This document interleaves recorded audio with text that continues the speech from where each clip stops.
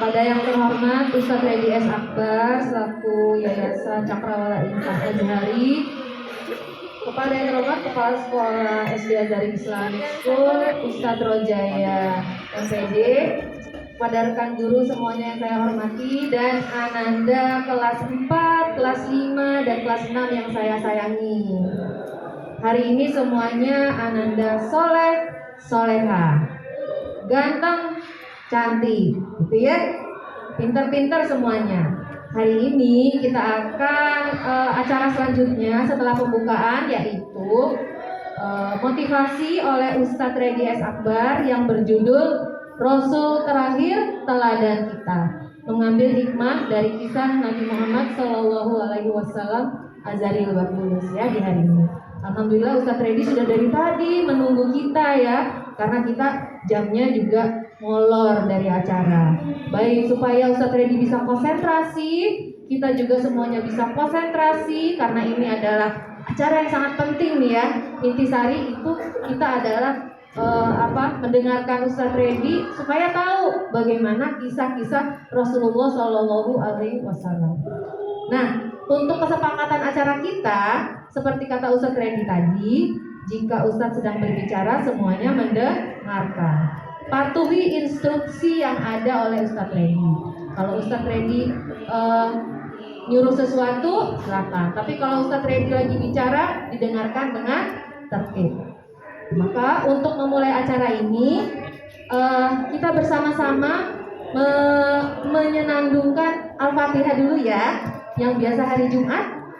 Kalian ingat? Oke, bersama-sama. Setelah lagu itu selesai, semuanya langsung diam, tidak ada suara sama sekali, biar Ustadz Reddy bisa memulai dengan benar. Setuju? Mari kita mulai dengan senandung Al-Fatihah. Menyebut namamu ya Allah, yang Maha Pengasih Penyayang. Segala puji bagimu ya Allah, pemelihara seluruh alam raya. Engkau yang Maha Pengasih dan Penyayang, yang menguasai hari pembalasan, hanyalah kepadamu kami menyembah, dan padamu kami mohon pertolongan. Tunjukkanlah kami ke jalan yang lurus, jalan orang-orang yang kau beri nikmat, bukan jalan mereka yang kau murkai, dan bukan pula jalan mereka yang sesat. Perkenankan doa kami, amin ya rabbal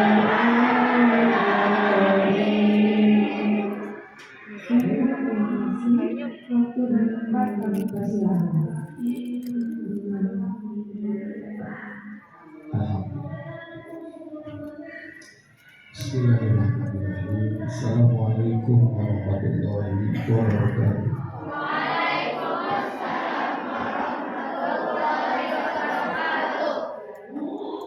Alhamdulillah, wassalatu wassalamu ala Rasulillah wa ala alihi wa sahbihi wa wala. La haula wa la quwwata illa billah. Anak-anakku, Ustaz juga, Ustaz cintakan Allah. Pagi ini kita bisa bersua kembali. Pagi ini kita bisa bersua kembali di hall yang kita cintai ini, di Azhar Islamic School. Kita berjumpa fisik, tapi Allah ciptakan dua lagi, yaitu ruh dan juga ke hati dan juga pikiran. Ustaz minta ketiganya hadir karena nanti ketika Ustaz bicara itu ada beberapa hal yang nanti Ustaz akan tanyakan kembali. Ketika Ustaz bercerita mungkin ada hikmah yang ingin Ustaz tanyakan. Dan kalau ada yang bisa menjawabnya, Ustaz kasih hadiah dah. Ya, walaupun Ustaz gak dikasih tahu panitia akan ada hadiah atau tidak, tapi Ustaz sendiri nyiapin hadiah dari Ustaz sendiri. Oke, setuju? Oke ya. Nah, supaya Ustaz, karena Ustaz nih sekarang usianya sudah 51, memang wajah masih seperti 20 tahunan.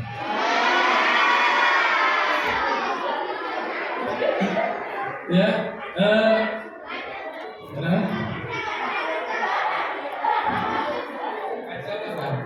ya, tetapi Ustaz, kemampuan Ustaz untuk bicara agak terbatas. Jadi mohon kalian ingat tadi aturan.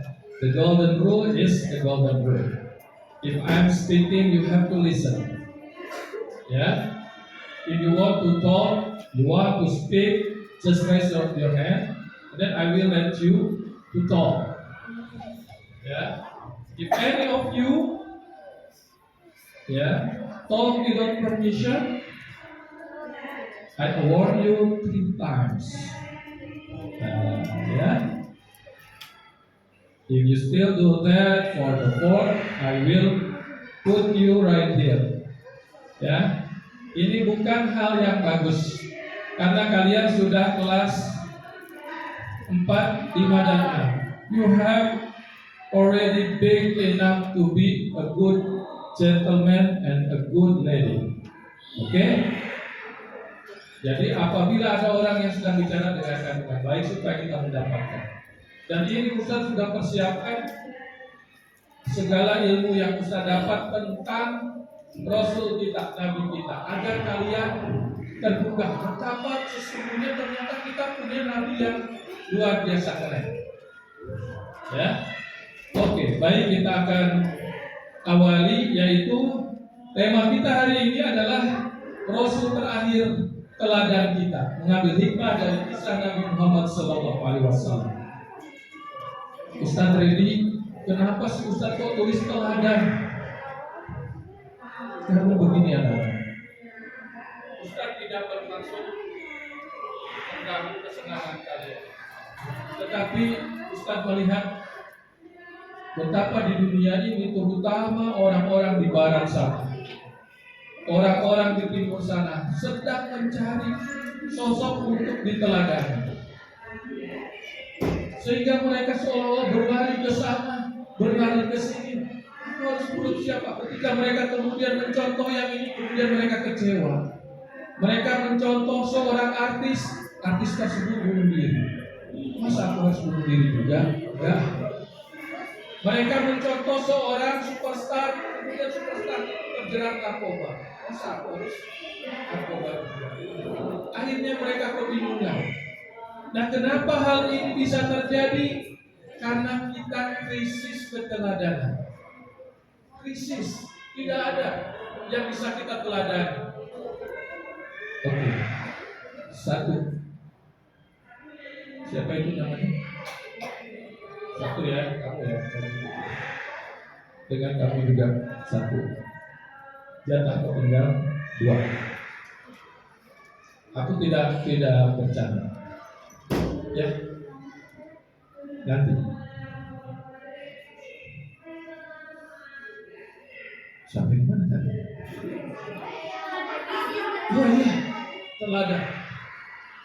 Orang mencari-cari, aku suka selebgram ini, tapi kemudian kena kasus. Oh, aku mau kaya dia, kaya raya, ternyata flexing. Pokoknya segala sesuatu yang kita lihat hari ini membuat kita pusing. Kemudian datanglah kalian yang mulai remaja melihat media sosial. Oh, ini aku harus kayak gimana? Beberapa umat kita menyukai, mungkin di antara kita juga ada yang suka dengan K-pop. Ustaz kok tahu? Ustaz kan tua, kok masih tahu K-pop ya? Ustaz memperhatikan bagaimana K-pop itu dibangun.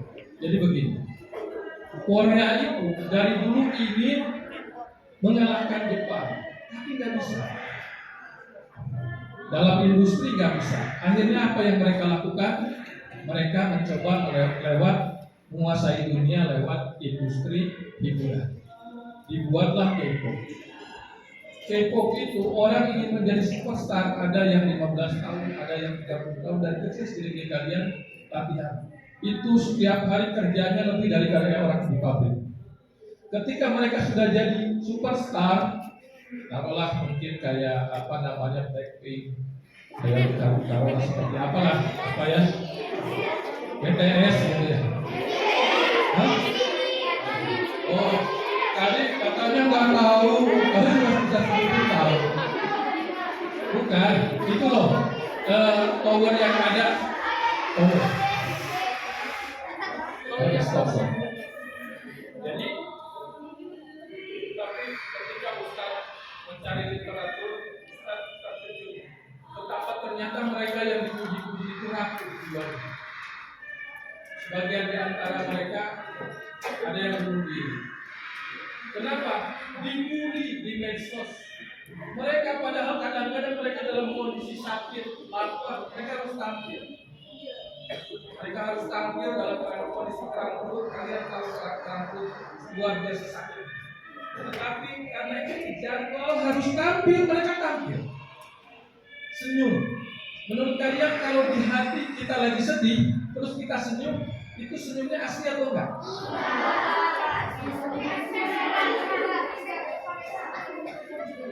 Mereka harus senyum, padahal sakit. Nah inilah apa yang disebut dengan krisis idola. Lari ke Amerika sana cari idola, nggak bagus. Baru-baru inilah mungkin muncul sedikit apa ya seperti air di padang gersang. Muncul misalnya atlet seperti Muhammad Salah. Ya, Ustaz tidak bermaksud perang lawan pendukung Manchester, Ustaz tidak bermaksud perang lawan pendukung Madrid dan lain-lain. Pokoknya ini tentang Muhammad Salah.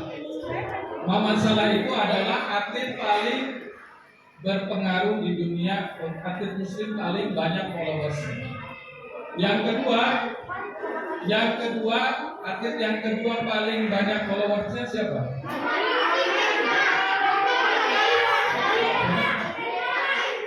Karim Benzema. Bagus, jawaban yang bagus, tetapi sesungguhnya bukan beliau.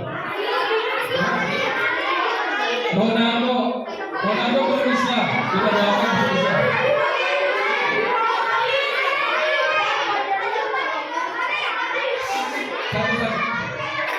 Nah.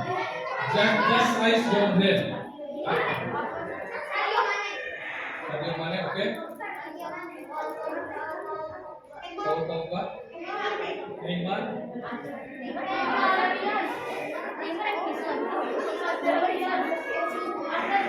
Speak louder. Siapa namanya? Ozil. Siapa? Oh, Steph Curry kita doakan masuk Islam. Ini kata Ustaz, atlet muslim yang paling banyak followersnya. Yang pertama Muhammad Salah, yang kedua itu Khabib Nurmagomedov. Ya, orang Rusia. Khabib Nurmagomedov, kalian bisa lihat Ustaz ketika lihat videonya bagaimana akan tahu bagaimana hidupnya. Ustaz merasa sedih. Kenapa merasa sedih? Karena harusnya seperti itulah hidup seorang muslim. Dari muda berjuang dan ketika besar menjadi contoh yang baik. Suatu hari Habib berkata kepada wawancara. Kata dia, sewaktu aku kecil, Aku disuruh ayah untuk ke sekolah. Dan kamu tahu ke sekolah itu seperti biasa belajar Al-Quran. Ini orang nomor 2 terpopuler di dunia. Aku belajar di sekolah dan di antara pelajaran itu ada pelajaran Al-Quran, menghafal Quran, membaca Al-Quran dan lain-lain.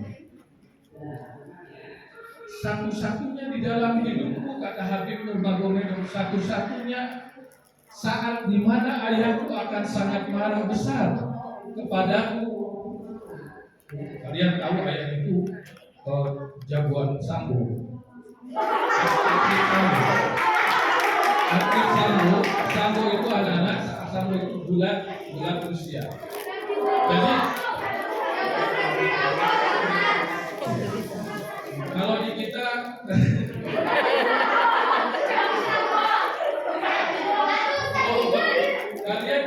kalian lagi sambo ya. Oke, stop. Kembali fokus. Bedakan. Nah, bisa lanjutkan ceritanya. Anak-anakku, ini kata Habib mengenal masa kecil. Ayahnya sudah meninggal. Habib itu sangat cinta. Ayah saya tidak pernah memukul saya, kecuali satu hal. Kalau saya main-main ketika belajar Al-Quran, saya dapat laporan dari menunjukkan bahwa saya tidak belajar sungguh-sungguh. Sekali lagi, kata Habib, saya tidak pernah dipukul, saya tidak pernah dimarahi besar oleh ayah saya, kecuali kalau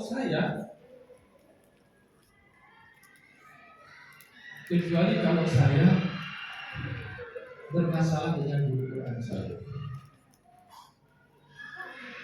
Saat itu suatu saat saya tanya kepada ayah kan melatih saya sampo, bulan dan lain-lain berlatih. Saya kok tidak pernah dihukum gara-gara saya misalnya ketika berlatih itu saya agak males-malesan atau kurang konsentrasi atau melakukan kesalahan. Lalu kata ayahnya begini, anakku, ayah mendidikmu bukan untuk menjadi seorang atlet nomor 1 dunia. Padahal kalian tahu bahwa Habib itu the GOAT untuk MMA. Dia adalah greatest of all the time. Dia adalah yang tak terkalahkan. 29 kali dia bertarung tidak pernah kalah. Ya, dari Dagestan.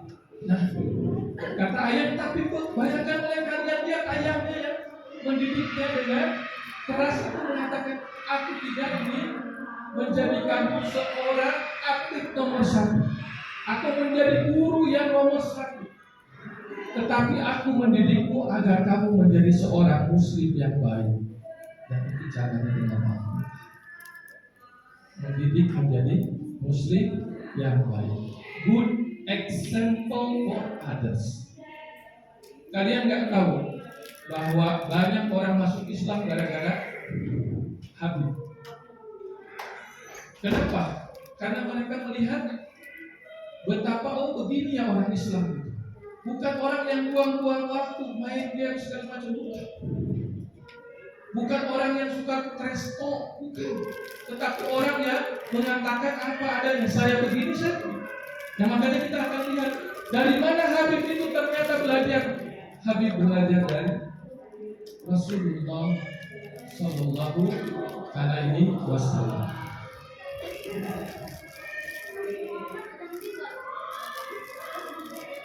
Oke, bagaimana cara belajarnya? Seperti kita belajar di sekolah dikasih cerita seperti hari ini. Kita akan belajar tentang Nabi Muhammad SAW. Baik, Ustaz segera mulai ke tema kita hari ini. Ya.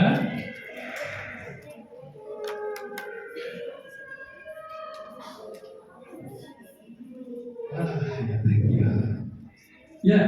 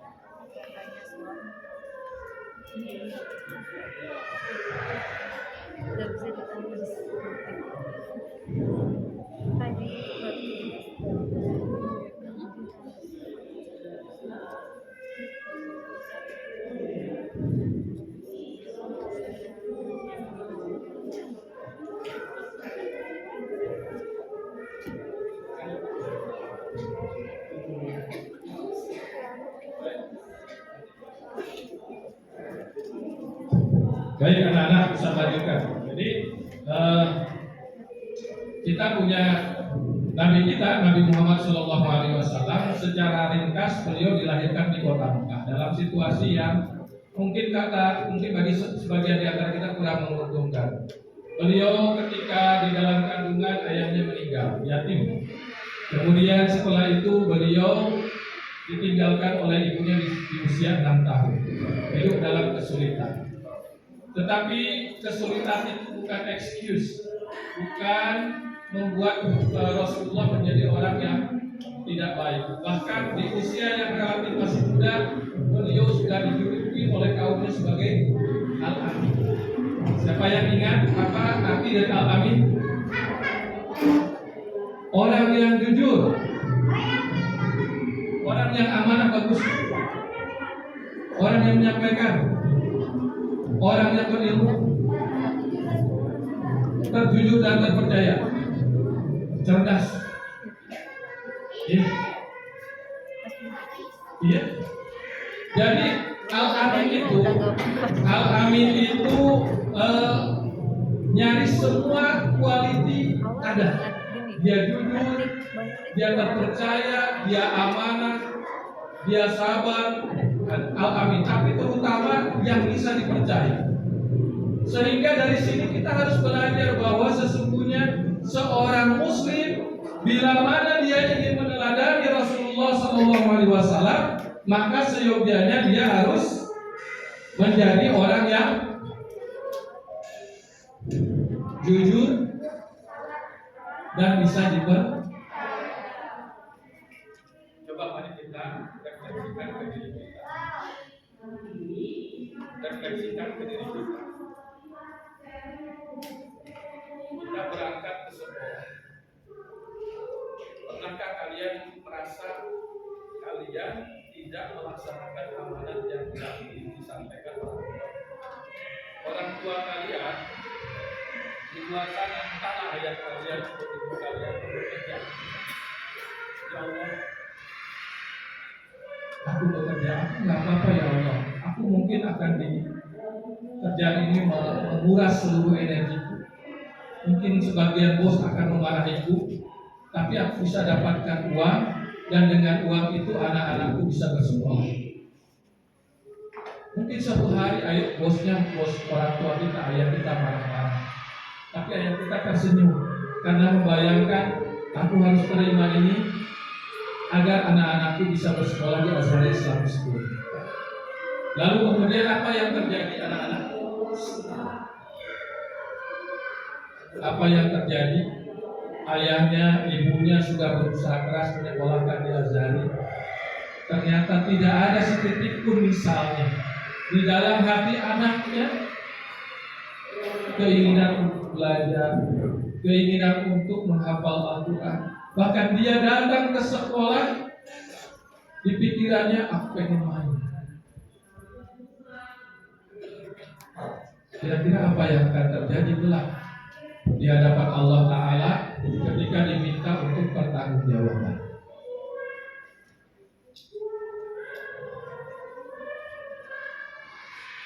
Ya. Nah, anak-anak, oleh karena itu pada hari ini kita harus belajar dari seluruh kualitas yang disebut Rasulullah Al-Amin itu. Ustaz Brady, bagaimana sih akhlak Rasulullah? Rasulullah itu kayak seperti apa? Kalau dari fisiknya mungkin sudah banyak yang cerita Rasulullah itu tidak tinggi, tidak pendek, bukan yang paling tinggi di antara kaumnya. Lagi. Kemudian Rasulullah itu wajahnya tampan, tetapi ketampanan beliau itu bukan tampan yang dibuat-buat, tetapi tampan yang muncul karena hatinya begitu indah. Ustaz, kok hati bisa indah? Betul. Indah karena penuh dengan akhlak-akhlak yang mulia, karena penuh dengan rasa cinta.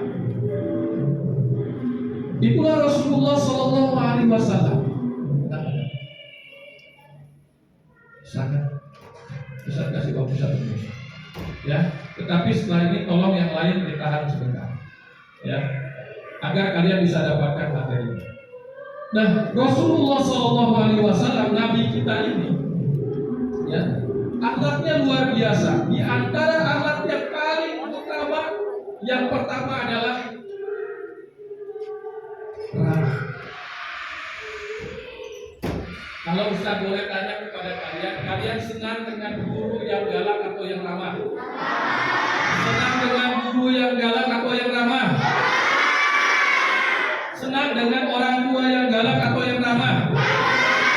Senang dengan teman yang galak atau yang ramah?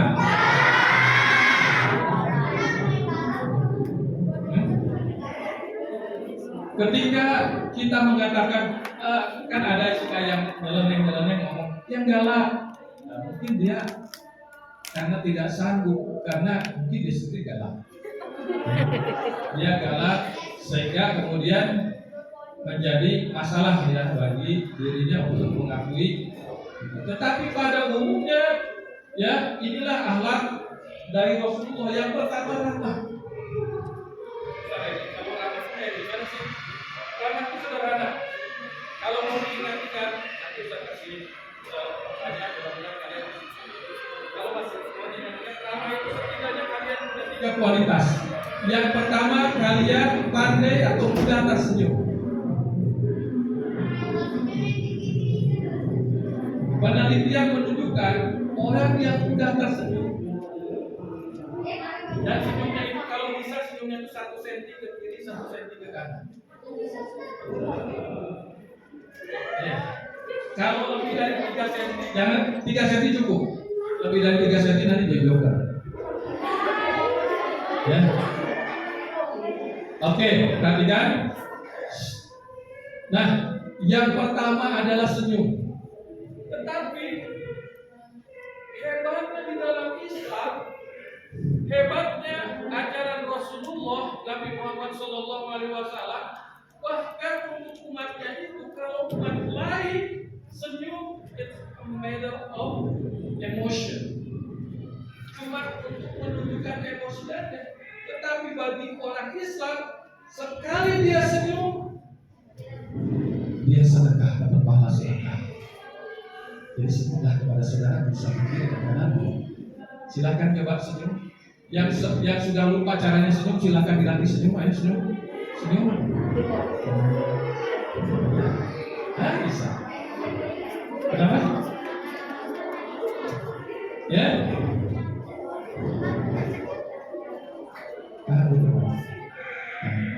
Masih bisa tahan kan? Kan tadi kata Ustaz, nggak tahan. Kalau masih bisa tahan dulu. Kalau ya saudara. Makasih. Jadi gini anak-anak. Yang pertama, yang termasuk ke dalam ramah ini adalah kalian mudah tersenyum. Dan senyum itu powerful sekali. Ustaz suatu hari ditanya naik motor, karena pulang mau buru-buru, naik motor ngebut.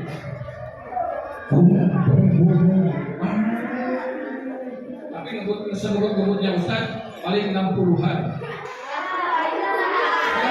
Ustaz, ya, Ustaz nggak berani untuk. Pas Pas ngebut begitu, ada persimpangan. Perempatan, Ustaz mau masuk, ternyata dari arah yang lain ada motor mau masuk. Cekit. Hanya dalam waktu sepersekian detik kita harus memutuskan. Apakah kita bisa keluar presto, bisa keluar saling melotot, bisa marah, atau senyum? Ustaz memilih senyum. Dan luar biasa anak-anak. Itu orang sudah mau marah, matanya sudah menggeleng. Pas Ustaz senyum, dia tiba-tiba mukanya kendur, maksudnya tiba-tiba mukanya menjadi cerah, lalu dia juga tersenyum. Malah gini, kalau kalian ini nanti suatu saat kalian sudah besar, sudah dapat SIM, kalian naik motor, coba tips dari Ustaz untuk, karena kadang-kadang gara-gara hal seperti itu, maka terjadi hal yang tidak perlu, berantem di jalan untuk urusan seperti itu. Oke, that's fine. Mudah-mudahan kamu dapat mobil yang nyaman. Baik, yang kedua, selain senyum apa? Yang kedua itu salam. Enggak, ramah. Ramah itu kalau kalian bisa melaksanakan senyum dan kemudian mengucapkan salam. Mengucapkan salam. Ustaz sudah sampaikan ketika Ustaz khutbah betapa hebatnya salam. Ya, cuma Ustaz sedihnya ada yang mulai kantor saya bisa lihat bahkan sampai ke belakang, bahkan yang di depan juga nggak konsen, dia lihat ke belakang.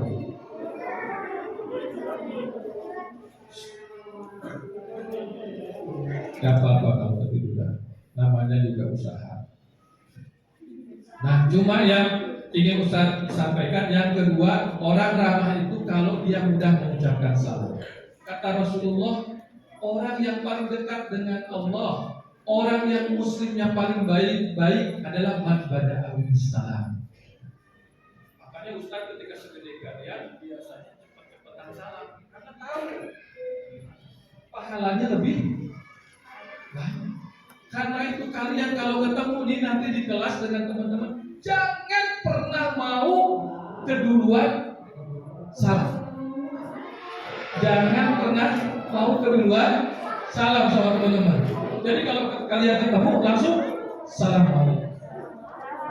Dan guru kita dulu waktu Azhari masih di sana di Pondok Pinang, Ustaz ingat ada satu guru yang ngajarin salamnya luar biasa, namanya Syekh Ibrahim. Badannya gede, dari Mesir. Kelasnya waktu itu di sebuah rumah, kita Azhari masih kontrak di sebuah rumah. Jadi kelasnya itu kamar-kamar. Itu ada kurang lebih 9 kamar, tapi yang dipakai kelas mungkin sekitar 6 kamar. Dan luar biasanya Syekh Ibrahim ini setiap ketemu Ustaz, ini diajarin masuk. Sebelum ngajar dia ketemu Ustaz, Assalamualaikum Ustaz Reddy. Salaman kan? Selesai ngajar keluar ketemu Ustaz Reddy, salam lagi. Assalamualaikum Ustaz Reddy. Terus salam. Setiap bahkan berpisah sebentar ketemu lagi, kemudian mengucapkan salam. Ustaz jadi bingung. Ini orang kok kan tadi udah salam, apa enggak cukup sekali aja? Lalu akhirnya Ustaz buka-buka kitab-kitab. Ternyata memang itu yang disunahkan. Mengucapkan salam itu bukan hanya sekali, tetapi mengucapkannya setiap kita bertemu. Lalu apa Ustaz keutamanya? Bayangkan kalau setiap kita ketemu.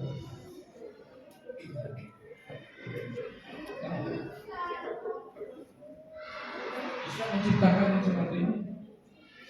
Bisa kan? Jangan malah ini kita atur. Ya, tadi bisa lihat kacamata, lihat kaca mirror. Ini ketemu nih, assalamualaikum. Kalian tahu, ketika ini belum dilepaskan, makin lama maka berkuranglah dosa-dosa kita. Assalamualaikum.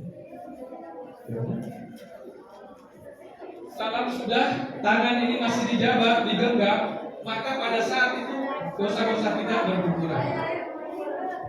Coba hitung oleh kalian. Ustaz ingin nyampaikan kepada kalian satu hal. Iya, terima kasih yang sudah berlatih. Tapi nanti semakin lama latihnya dari hati kalian. Karena gini, perlunya. Ini rahasianya. Kalian ini anak muslim. Kalian anak Islam. Mungkin sholat biasa, baca Quran biasa. Tetapi kata Rasulullah, tidak ada yang paling banyak memasukkan orang ke dalam neraka. Sekali lagi, tidak ada hal yang paling banyak memasukkan orang ke dalam neraka. Artinya orang itu banyak masuk ke dalam neraka, dibakar di sana, disiksa di sana. Kenapa?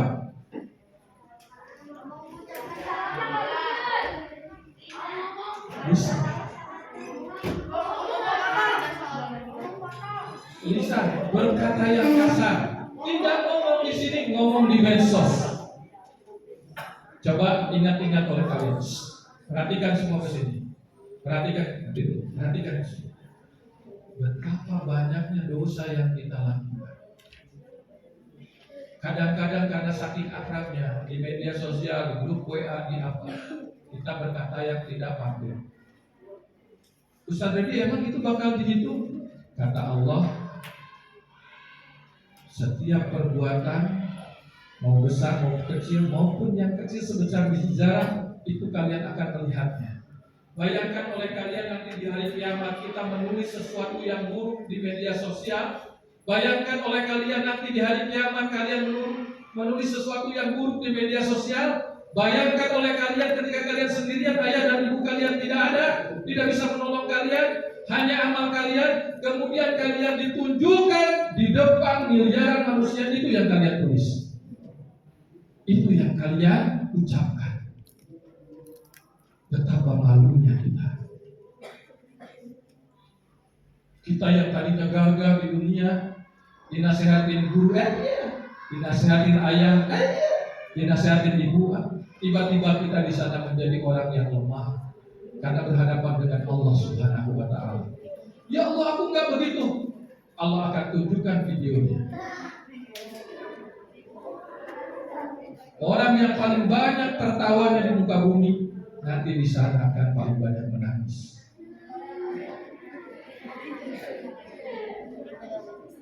Orang yang banyak menangis di muka bumi, Allah akan ringankan nanti di sana. Kenapa? Ya, iya tunggu dulu ya. Kalau masih tahan, baik anak-anak. Jadi mengucapkan salam itu akan menghapuskan dosa-dosa yang biasa kalian kadang-kadang kita suka bercanda-canda dengan teman. Ucapkan salam. Paham sampai di sini? Bermanfaat salam itu ternyata. Siapa yang bersedia mengucapkan salam lebih dahulu? Satu. Angkat salam.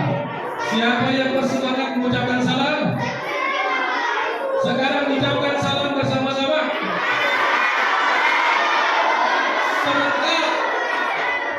Serentak ucapkan sekali lagi.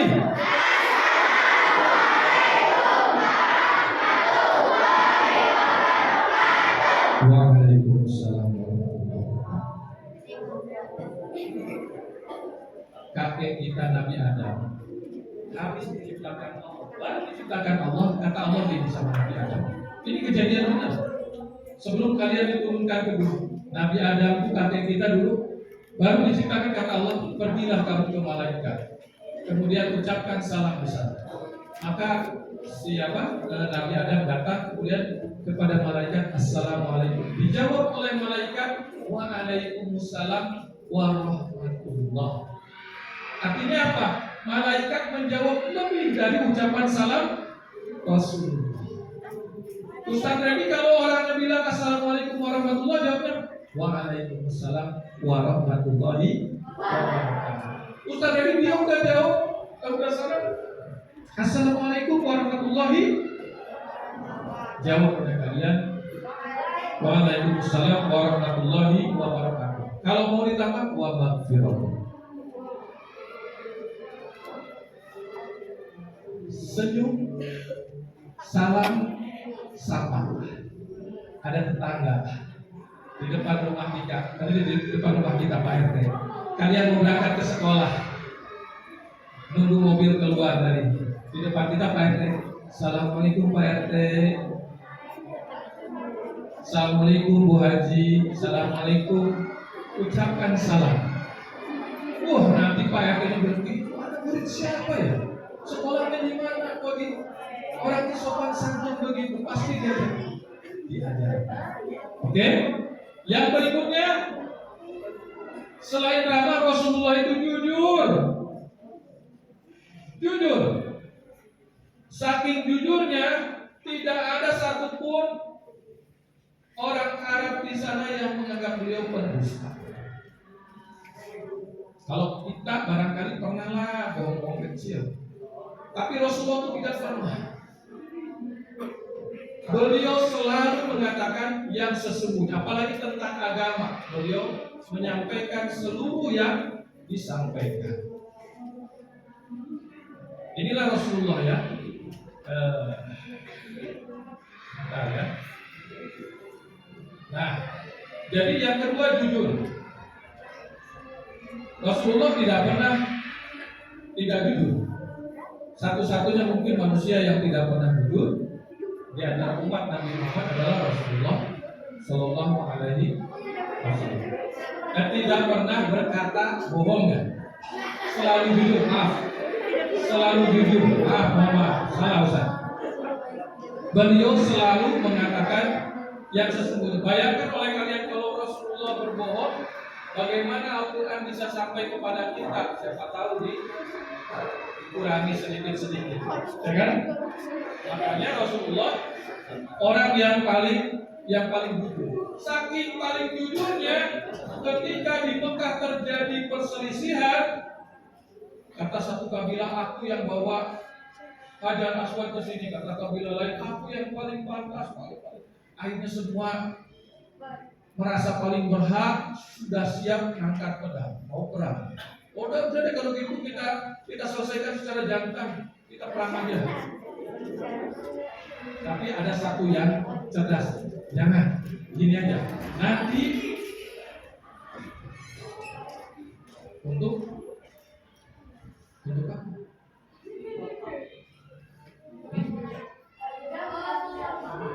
Kalau nggak tahu untuk apa, di sini aja. Hah? Ya. Ditanya untuk apa? Kita untuk kamar mandi. Mau ngapain? Macam-macam di kamar mandi. Bisa melamun, bisa. Oke, stop dulu. Dengarkan. Jadi Rasulullah kemudian orang yang salah satu di antara pemuka Quraisy mengatakan orang yang pertama kali nanti besok datang itulah orang yang boleh memindahkan Hajarul Aswad. Ternyata yang datang siapa? Nabi Muhammad. Tetapi lihat Nabi Muhammad, lihat beliau, bukannya beliau kemudian ini Hajarul Aswad ya, mana yang ini ya, oke deh. Begitu nggak Rasulullah? Walaupun Rasulullah bisa seperti itu, tidak beliau lakukan. Yang beliau lakukan adalah beliau buka sorbannya,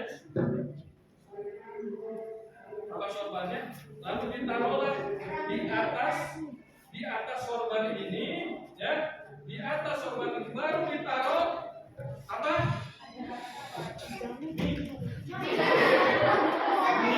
Ya. Masa itu aja Aswad ditaruhlah. Nah, barulah kemudian inilah yang diangkat. Itu semakin mengharumkan nama Rasulullah SAW. Ternyata dia selain dia bisa dipercaya, dia juga tahu solusi terhadap persoalan masyarakat. Yang ketiga, Rasulullah itu penyayang.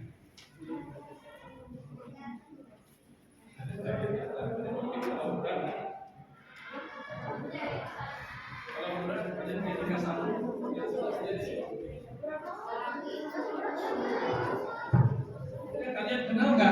Abdullah bin Ubay. Siapa itu?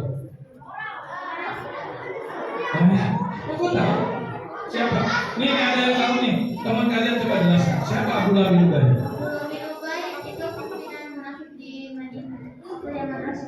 Oh ya, terima kasih. Tepuk tangan untuk teman kalian.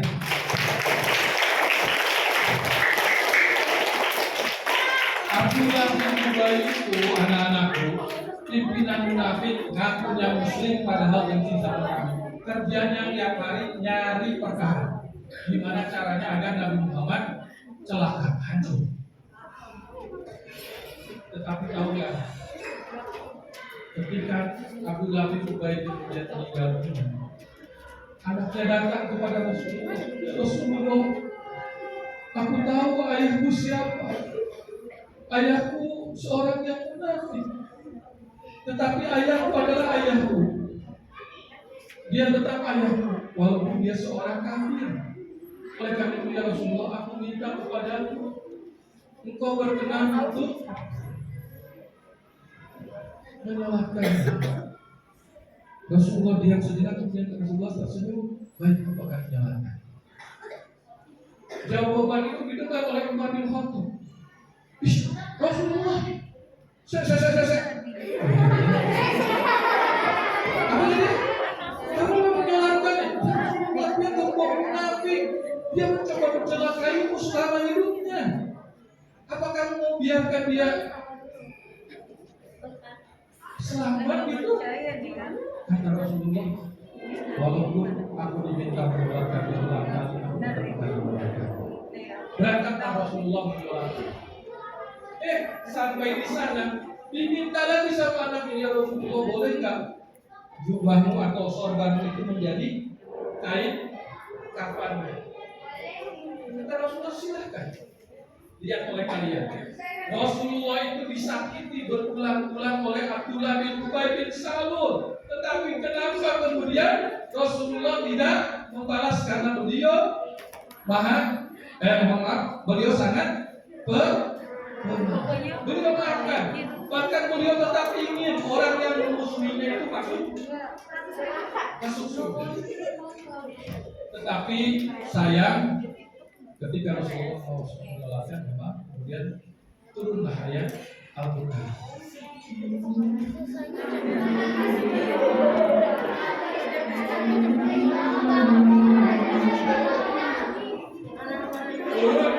Turun ayat Al-Quran yang melarang menyalahkan orang munafik. Jadi sejak saat itu tidak boleh menyalahkan orang munafik. Yang belum ada penyayang sudah.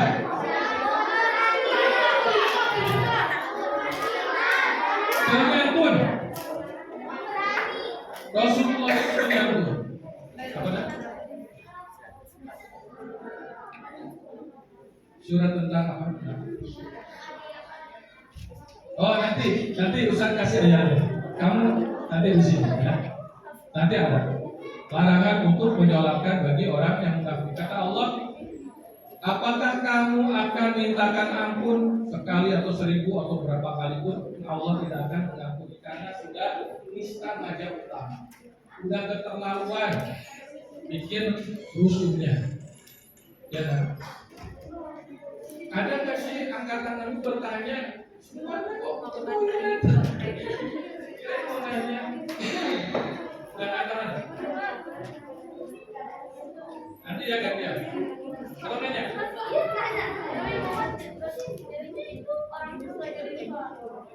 Ya, sebagian riwayat mengatakan tidak jadi disolatkan, sebagian riwayat menyatakan disolatkan tapi orang tersebut tetap tidak diampuni. Karena kalau disolatkan Rasulullah, orang itu pasti diampuni. Kalau kamu misalnya meninggal disolatkan sama Rasulullah, kamu ini pasti diampuni dosa. Ya, nah, baik, Ustaz lanjutkan sedikit lagi. Yang berikutnya adalah Rasulullah itu penyantun. Rasulullah itu paling malu kalau orang minta sama Rasulullah kemudian gak dikasih. Bahkan suatu hari anak-anak Rasulullah pernah sholatnya seperti kalian. Cepat-cepat. Jadi kalau kalian sholatnya cepat, ininya apa? Dalilnya ngomong sama kamu kenapa sholatnya cepat? Men, Rasulullah tuh sholatnya cepat-cepat cuma satu kali, satu kesempatan saja. Kenapa sholatnya cepat-cepat? Rupanya ketika sholat mungkin menjelang di pertengahan beliau ingat masih ada satu dinar yang belum beliau infakkan. Jadi beliau ingat, ya. Jadi anak-anakku itu uang beliau khawatir kalau beliau habis sholat kemudian misalnya meninggal dunia terus masih ada uang yang ada di sana. Jadi beliau agak cepat sahabat bertanya, ya Rasulullah, kenapa kau cepat-cepat? Aku teringat dengan satu dinar yang masih tersisa yang belum aku bagikan bagi orang yang membutuhkan. Bayangkan, itulah Nabi kita. Sangat pemberi, apalagi bulan Ramadan infaknya sangat banyak seperti angin yang bertiup. Oh, kasih. Beliau ini kalau dibilang ya Rasulullah pernah pakai baju bagus dikasih orang.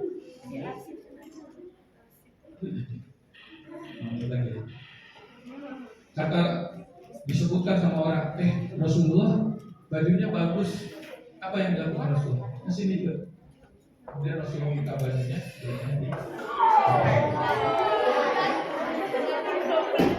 Saking pemberani. Ya. Nah, tetapi jangan sampai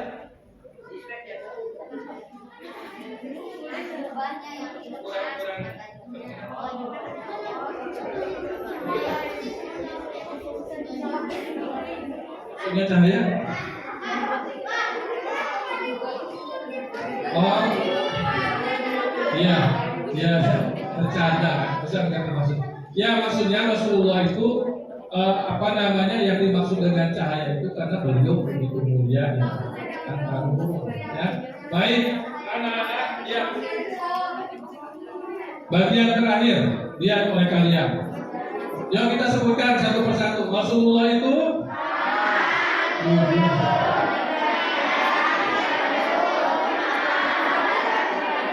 yang terakhir, anak-anak.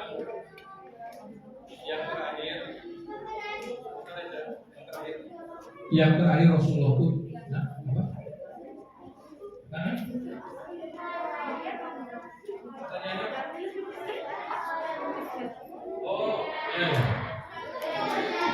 ternyata. Baik, sedikit lagi ya, sedikit nih tentang keberanian Rasulullah.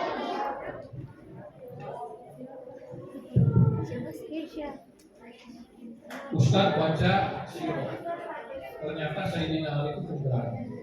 Ustaz baca lagi misalnya Umar bin Khattab pemberani. Ustaz baca sahabat Rasulullah punya pemberani, tetapi kata mereka begini. Satu.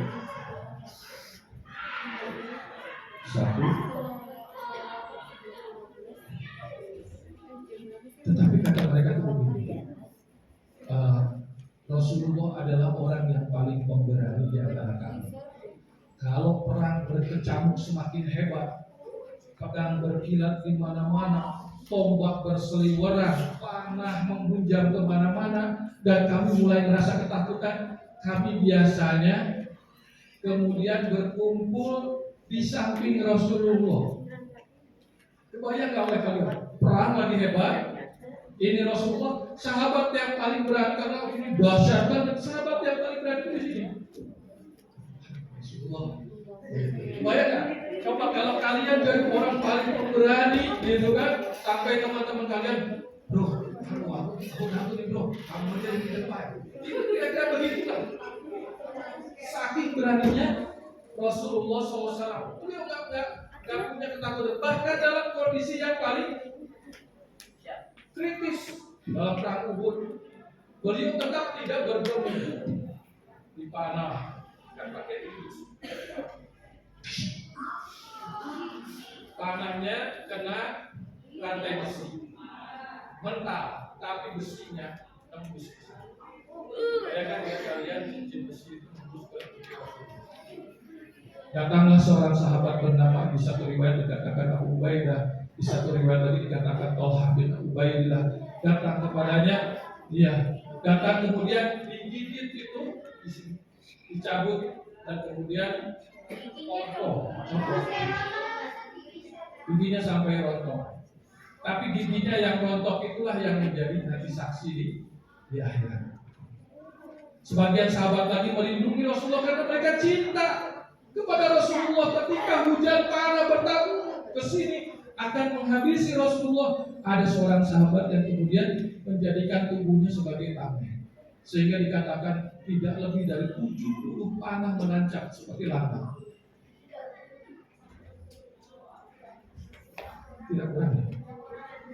Tidak kurang dari 70. Bayangkan oleh kalian itulah tanda cinta.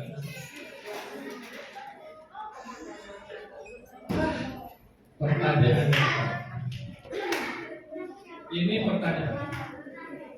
Ya, untuk pertanyaan ini Ustadz kasih hadiah dulu. Kasih hadiah dulu. Pertanyaannya bagus soalnya. Rasulullah pernah berdosa enggak? Ini pertanyaan yang luar biasa. Rasulullah masalah dosanya Ustadz tidak bisa menjawab secara clear. Tetapi Rasulullah adalah orang yang sudah diampuni dosanya, baik yang sebelumnya maupun yang akan datang. Selama hidupnya selalu begitu. Kalaupun Rasulullah melakukan kesalahan atau dosa, itu biasanya langsung dikoreksi oleh Allah. Jadi tidak pernah dibiarkan sampai lewat. Contoh, Rasulullah pernah berbuka masam, ya kan?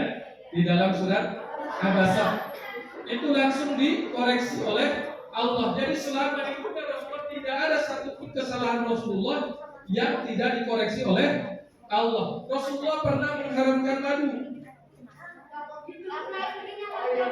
Iya, karena istrinya ini bikin prank istri beliau gitu kan, ngeprank Rasulullah. Setiap ketemu Rasulullah bikin madu dari istrinya yang satu, istrinya yang lain bilang kalau Rasulullah datang minum apa itu, padahal kan nggak bau. Datang ke yang satu lagi, Rasulullah minum apa? Ini kompakan ngeprank Rasulullah. Gara-gara itu kata Rasulullah, aku nggak minum madu lagi. Madu nggak boleh membuat aku. Oh, langsung ditegur oleh Allah, nggak boleh kamu wahai Muhammad mengharamkan sesuatu yang tidak Allah haramkan. Jadi Nabi Muhammad nggak bikin. Nabi Muhammad itu mengerjakan apa yang Allah perintahkan. Oke, ada pertanyaan lagi? Siapa nih? Ya kamu dulu. Waalaikumsalam warahmatullahi wabarakatuh. Apa pertanyaannya?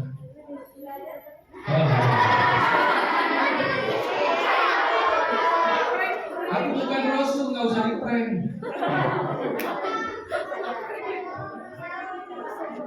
Kenapa?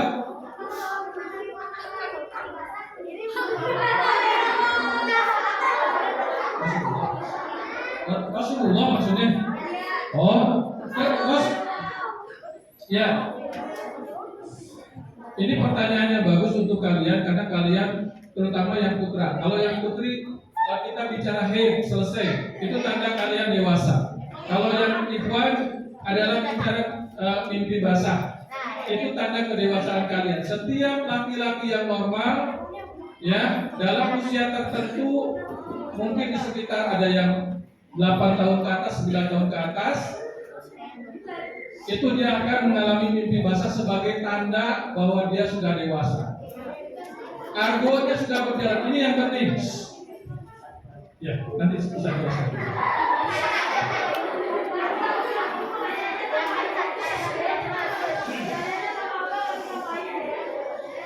Ya, Ustaz tidak tahu. Ustaz Husnuzon ini pertanyaannya serius. Sebentar ya. Nanti yang merasa ingin bertanya dan belum sempat karena waktunya, nanti boleh ke Ustaz ya untuk bertanya. Tapi ini pertanyaan sangat penting karena ini sesuai dengan usia kalian. Kalian ini ada di satu fase yang menentukan. Yang akhwat, sekali kalian kemudian haid, maka pada saat itu argo kalian berjalan. Amal dan dosa kalian dihitung. Yang putra, sekali kalian kemudian bermimpi basah. Mimpi basah itu contoh. Kamu nggak ngerti persoalannya. Ini bukan bercanda ya. Dengarkan. Sekali kalian bermimpi basah, makanya dengarkan dulu. Jangan menyela. Maka kalian sudah dihitung dosa-dosa. Kalau kemarin-kemarin belum mimpi basah, kalian mungkin tidak sholat, itu masih oke, masih dimaafkan. Tetapi sekali kalian kemudian sudah mimpi basah, ihtilam, maka sejak saat itu kalian dihitung. Setelah ternyata di antara kalian ada yang mimpi basah, kemudian setelah mimpi basah itu dia tidak mandi, lalu dia kemudian kasih saja kemudian untuk sholat, dia merasa sholatnya diterima, tak lama kemudian dia mati, maka dia mati dalam keadaan junub. Dia dihitung tidak sholat, padahal kewajiban sholatnya sudah ada, dia bisa masuk neraka. Jadi ini serius. Ustaz kan bicara bercanda. Nah, apa itu mimpi basah? Mimpi basah itu laki-laki yang pria yang pria itu mengalami satu mimpi yang kemudian karena itu kemudian dia mengeluarkan yang namanya spermatozoid. Ya, itu normal. Jangan itu normal. Gak usah berteriak-teriak ya. Itu biasa aja. Kalau sampai 15 tahun kalian belum bermimpi, segera ke dokter. Hubungi dokter. Jangan kalau dokter, langsung ke dokter aja. Oke ya? Oke, baik anak-anak. Waktunya tidak cukup. Ustaz sebenarnya masih ingin banyak cerita. Mungkin insya Allah di kesempatan yang akan datang. Tetapi bagi yang ingin bertanya, nanti dipersilahkan menghubungi Ustaz. Tapi sekarang Ustaz ingin membagikan dulu hadiah. Hah? Ini waktunya udah habis. Udah habis tuh waktunya. Ada yang mau apa?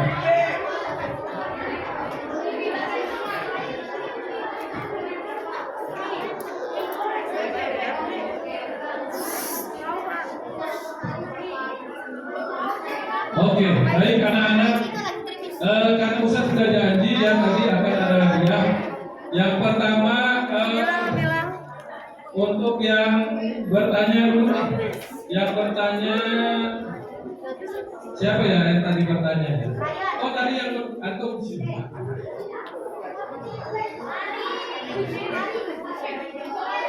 Ini hadiah untuk ya. Kemudian siapa yang bisa menjawab? Siapa yang bisa berani menjawab? Itu yang paling belakang.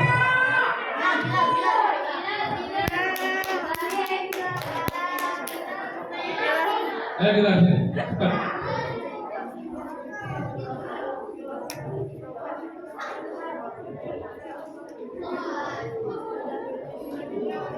Pertanyaan besar apa tadi?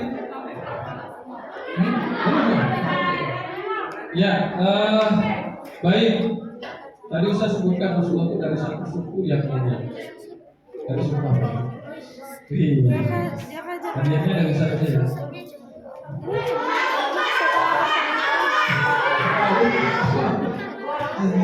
Ya, baik. Nanti. Baik, anak-anak. Ya, baik anak-anak, mohon maaf karena waktunya kalian harus pada lomba. Tapi Ustaz masih membuka diri Ustaz di kantor. Kalau ada yang bertanya, ada yang tapi di kantor Ustaz nanti harus maaf. Tahu kan kantor Ustaz?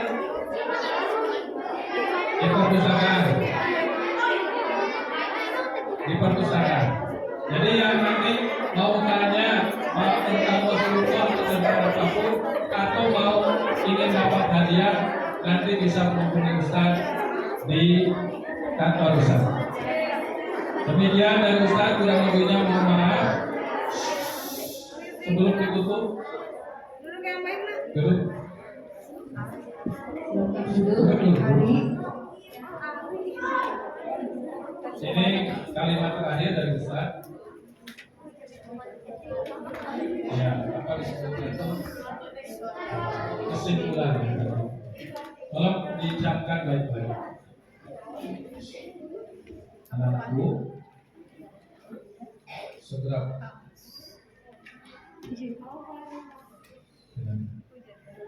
seberapa gembiranya kalian, seberapa bebasnya kalian hidup di dunia ini. Kalian hebat, kalian kaya, kalian miskin, kalian jago, kalian gak jago, semua akan mati. Ketika mati itu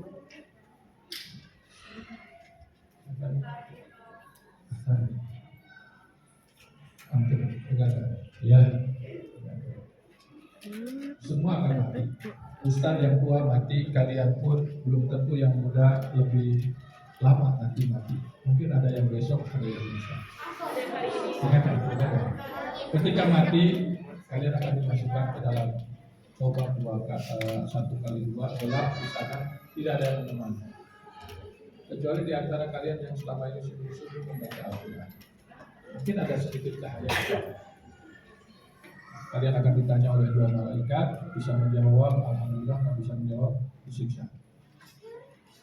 Setelah itu nanti kalian akan dibangkitkan nanti di hari kiamat, dan disitulah tempat paling mengerikan yang pernah kalian alami, karena kalian akan berada di sebuah padang yang luas dengan matahari yang demikian panas. Seluruh manusia akan meminta tolong dan tidak ada yang bisa menolong. Kita akan minta tolong sama ayah kita Nabi Adam, give up. Minta tolong sama Nabi Ibrahim, give up. Akhirnya kita minta tolong kepada satu manusia yang sudah berdoa, berupaya sekuat tenaga agar kita masuk surga, yaitu Rasulullah SAW. Tetapi beliau mengenali kita. Siapa di antara kita yang termasuk umatnya? Ketika kita melalaikan sholat, beliau tidak bisa menolong kita. Ketika kita tidak membaca Al-Quran, dan kita akan bersama-sama, alhamdulillah, dengan orang-orang yang ditinggalkan oleh Rasulullah. Itulah kesedihan yang paling luar biasa ketika kita tidak diakui sebagai umat Nabi Muhammad. Ustaz, ketika nama Nabi Muhammad disebut, kata Rasulullah, siapa yang paling, ya Rasulullah, siapa yang paling dekat dengan kau? Itulah orang yang paling banyak bersolawat. Disebut nama Nabi Muhammad, dia gak bercanda, dia akan Allahumma sholli ala Muhammad. Hatinya betul-betul ingin bertemu dengan Rasul. Itulah yang akan diselamatkan. Kalian akan ditinggalkan ayah dan ibu kalian, teman-teman kalian yang katanya brother, yang katanya kompak, akan meninggalkan kalian. Kalian berhadapan dengan satu konsekuensi mempertanggungjawabkan amal perbuatan kalian.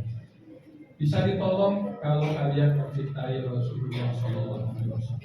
Mulai hari ini berjanjilah lebih serius, belajar, dan jangan kacaukan hidup kalian di akhirat hanya gara-gara kalian tidak bisa menahan ucapan kalian, menahan jempol kalian dari ucapan yang buruk-buruk. Tahan semuanya sampai kalian nanti pulang dicabut nyawa oleh Allah. Pulang kepada Allah dengan ridho. Janji? Janji? Tidak ada lagi kata-kata yang buruk, jadi. Karena Ustaz tidak bisa menolongnya. Ustaz cuma menolongnya hari ini, cuma hari ini. Janji kalian tidak ada lagi yang saling membuli, saling mengucapkan kata-kata yang kotor. Janji insya Allah. Janji. Jadi kalian akan saling bersahabat, bersaudara. Enggak? Semoga ya yang bercanda-canda seperti itu nanti. Ya. Kenapa Muhammad bisa jadi rasul? Oke. Itu Pertanyaan oleh terakhir Allah. ya. Karena Allah menghendaki demikian. Ya, itu kehendak Allah yang luar biasa. Ya, yang kita tidak bisa memilih. Jadi Rasulullah luar biasa. Dipilih oleh Allah menjadi makhluk paling mulia di muka bumi. Yang kalau kalian ingin selamat nanti di akhirat, kalian tinggal begini aja. Di depan kalian itu Rasulullah atau bukan? Kalau kalian bukan di depannya, maka kalian akan menjadi, walaupun darah keluar, kalian tidak bisa diselamatkan. Seperti ini barisan. Kalau di depannya bukan Rasulullah, di depannya ternyata Abu Jahal yang suka mengganggu orang yang sholat, jangan ketawa. Mungkin di antara kalian ada yang suka bercanda-canda sholat. Zaman dulu itu Abu Jahal, zaman sekarang mungkin bukan. Ya, maka oleh karena itu mulai sekarang rajin-rajin bersholawat, kemudian laksanakan apa yang Rasulullah minta. Jaga akhlak kalian, mudah-mudahan kalian menjadi orang yang diselamatkan. Demikian dari Ustaz, kurang lebihnya. Assalamualaikum warahmatullahi wabarakatuh.